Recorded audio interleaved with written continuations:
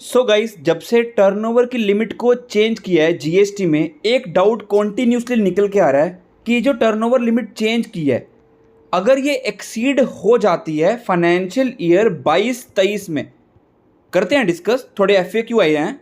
22-23 में अगर ये टर्नओवर एक्सीड हो जाती है, पिछले किसी साल में भी टर्नओवर एक्सीड नहीं हो रही है, तो क्या ये चेंज एप्लीकेबल होगा?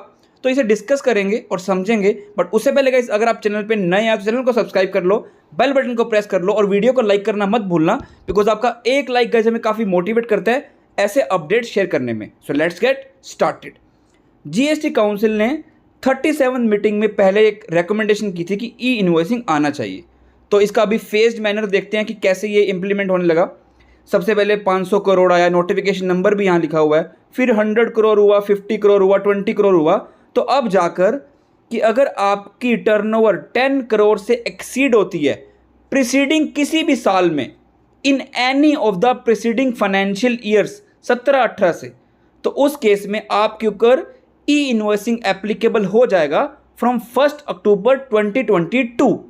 नोटिफिकेशन नंबर आपके सामने है, 17/2022, सेंट्रल टैक्स की डेट है ये। तो इसको समझते हैं।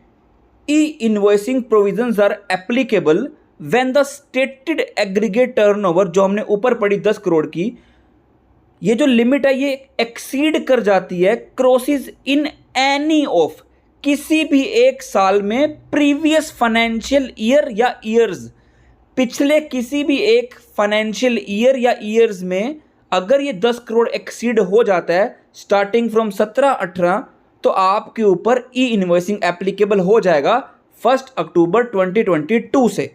अब सपोज करो आपकी ये टर्नओवर पिछले किसी भी साल में एक्सीड नहीं करती है, बट जैसे अप्रैल 22 निकल गया, अभी फाइनेंशियल ईयर 22-23 चल रहा है, इस पीरियड में अभी अगर आपकी for example April to June है, यहाँ पर आपकी टर्नओवर एक्सीड हो जाती है, तो क्या आपके ऊपर ई इनवॉइसिंग एप्लीकेबल होगा?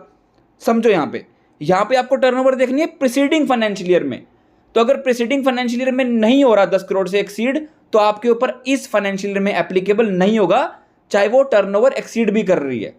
मतलब जो एग्रीगेट टर्नओवर लिमिट है करंट फाइनेंशियल ईयर की is not to be considered. आपके ऊपर 1 अक्टूबर से एप्लीकेबल होगा ई इनवॉइसिंग या नहीं, उसके लिए आपको पिछले सालों के टर्नओवर को देखना है, 17-18 से लेकर मार्च 22 तक। प्रीसीडिंग फाइनेंशियल ईयर, वर्ड है फाइनेंशियल ईयर, तो अप्रैल 22 या मई, जून, जुलाई, इसको नहीं देखना है। Certain entity are not required to generate e-invoicing even though their annual aggregate turnover crosses specified limit।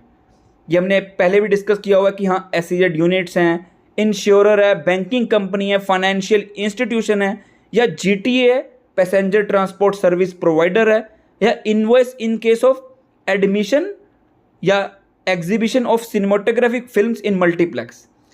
अब ये कौन सी ट्रांजैक्शंस पे एप्लीकेबल है? B2B पर एप्लीकेबल है, डेबिट नोट पे एप्लीकेबल है, क्रेडिट नोट पे एप्लीकेबल है, एक्सपोर्ट्स पे एप्लीकेबल है। Note applicable for B2C supplies, नहीं applicable. Exempted supplies, bill of supply नहीं एप्लीकेबल, रिसिट वाउचर पे एप्लीकेबल नहीं है, रिफंड वाउचर पे एप्लीकेबल नहीं है, पेमेंट वाउचर पे नहीं है। सेल्फ इनवॉइस, जो आप RCM का लाइबिलिटी पे करते हो, रेसिपिएंट जो पे करता है और जो सेल्फ इनवॉइस जनरेट करता है, इसके बेसिस पे आप क्रेडिट लेते हो, पहले पे करते हो फिर क्रेडिट लेते हो। अगर लायबल मतलब एलिजिबल क्रेडिट है, तो वो जो सेल्फ इनवॉइसिंग होगा उस पर भी आपको ई इनवॉइसिंग की रिक्वायरमेंट नहीं है। मतलब कोई भी आपके ऊपर वहाँ पे जो बार कोड नंबर आ रहा है वो होना जरूरी नहीं है, या कोई ISD इनवॉइस है। तो कंप्लायंस बेसिकली कैसे होगी? रजिस्टर्ड पर्सन जो भी होगा, वो जिसके ऊपर ई इनवॉइसिंग एप्लीकेबल है, वो जनरेट करेगा tax invoice with specified particulars जो इस स्कीम इनवॉइस 01 में लिखे हुए हैं।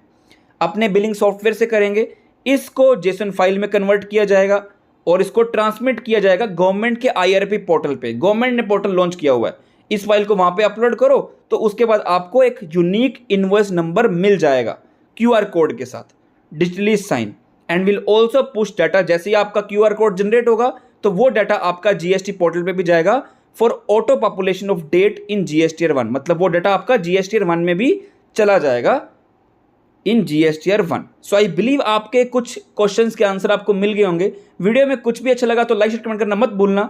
Till then good bye and thank you so much.